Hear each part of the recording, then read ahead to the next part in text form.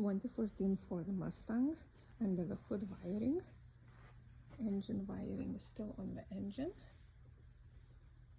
And let's talk about engine bay wire. Engine bay, we call the one which one is fuse box. And on this one side it looks like loose ends, so it goes to the front. Here is your part number,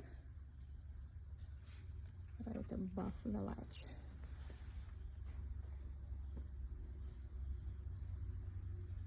There it goes.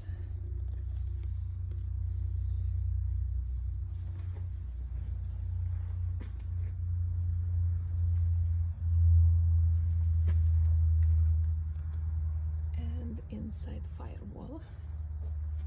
Let's look inside the car.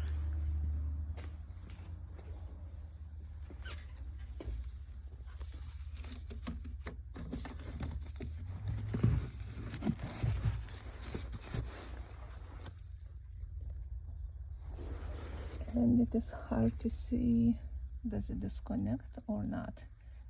Once we will remove it, I'll show you. Engine bay wiring harness removed, and as you can see, it disconnects.